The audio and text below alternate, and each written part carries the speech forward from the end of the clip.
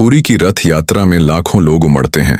भगवान जगन्नाथ नगर भ्रमण पर निकलते हैं, लेकिन हर साल एक चौंकाने वाली बात दोहराई जाती है। रथ का कोई हिस्सा जरूर टूटता है। इतनी तैयारी, सावधानी के बाद भी ये टूटा हिस्सा क्या सिर्फ संयोग है या फिर कोई दिव्य संकेत? इस वीडियो को अंत तक देखिए, क्योंकि आज हम बताएंगे कि रथ का टूटना अशुभ नहीं बल्कि ईश्वर की उपस्थिति का प्रमाण है। पुरी, ओडिशा, जहां हर साल जून जुलाई में भगवान जगन्नाथ, भाई बलभद्र और बहन सुभद्रा नगर भ्रमण पर निकलते हैं। 3 भव्य रथ, जिन्हें खास लकड़ी से नए सिरे से तैयार किया जाता है। रथों की ऊंचाई लगभग 45 फीट तक होती है और इन्हें हजारों भक्त रस्सों से खींचते हैं। यह परंपरा हजारों साल पुरानी है, जिसका उल्लेख स्कंद पुराण और ब्रह्म पुराण जैसे शास्त्रों में भी मिलता है। अब सवाल ये उठता है, इतनी तैयारी, इतने अनुभवी कारीगर और हर साल नया रथ बनने के बावजूद फिर भी हर साल किसी न किसी रथ का हिस्सा टूटता क्यों है? कभी पहिया फंस जाता है, कभी धुरी टूटती है, कभी रस्सी अचानक फट जाती है, और ये महज एक बार नहीं, लगातार हर साल होता है। क्या ये सब सिर्फ तकनीकी खामी है या फिर भगवान कुछ कह रहे हैं हमसे? पुरी की मान्यता कहती है, जब रथ टूटता है तो समझो भगवान खुद उसमें विराजमान हो चुके हैं।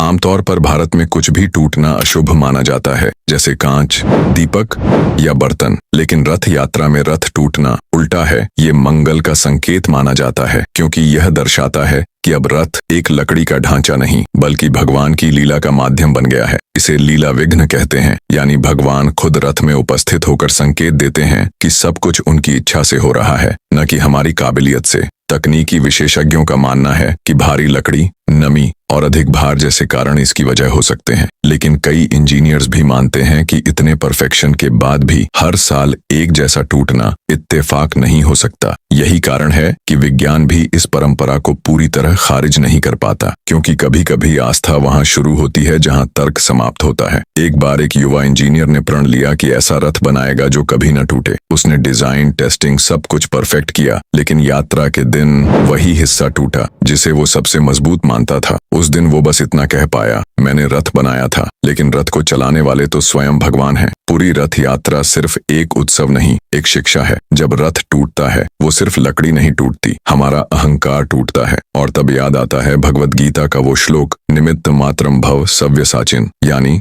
हे अर्जुन, तू तो बस माध्यम है, करता तो मैं हूँ। अगर आपको यह रहस्य जानकर आश्चर्य हुआ हो तो इस वीडियो को जरूर शेयर कीजिए और कमेंट में बताइए, क्या आप कभी पुरी की रथ यात्रा में शामिल हुए हैं? सब्सक्राइब कीजिए ऐसे और आध्यात्मिक रहस्यों के लिए। मिलते हैं अगले वीडियो में एक और ऐसी कथा के साथ जो दिल को छू जाए और सोच बदल दे। जय जगन्नाथ।